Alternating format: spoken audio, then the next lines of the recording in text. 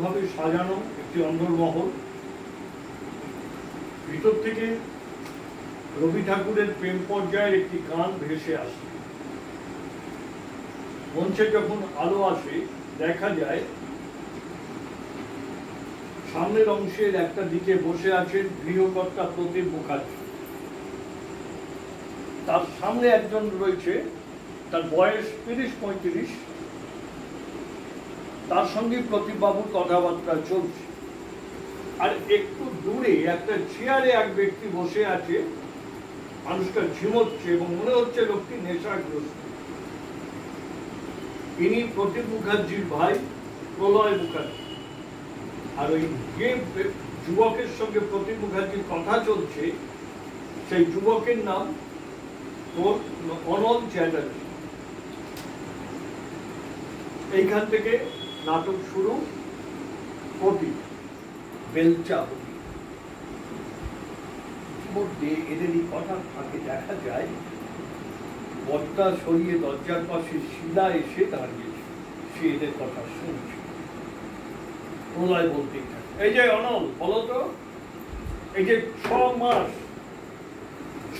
মাস তুমি আমাদের সঙ্গে কোনো যোগাযোগ রাখো, কেন রাখো?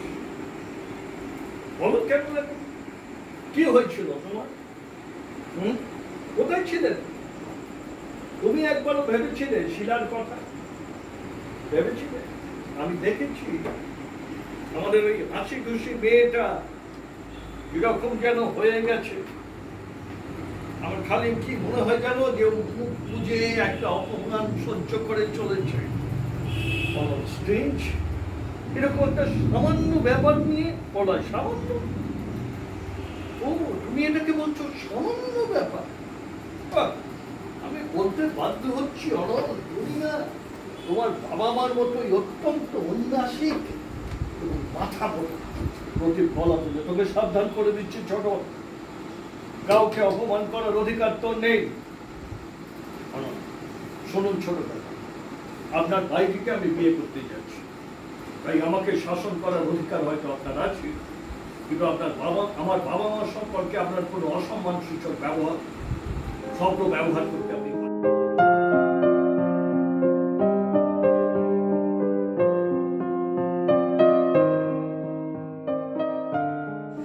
যাওয়ার আগে একবার বলে যাওয়া যায় না?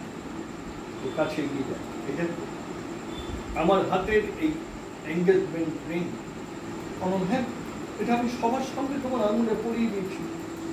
ঠিক, তাই এটা একটা নিছক আংটি নয় অনল, এর সাথে কিছু অধিকারও জড়িয়ে থাকে।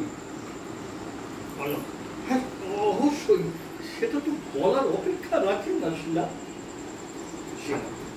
আর সেই অধিকারেই আমি তোমাকে এবার কয়েকটা প্রশ্ন করতে চাই।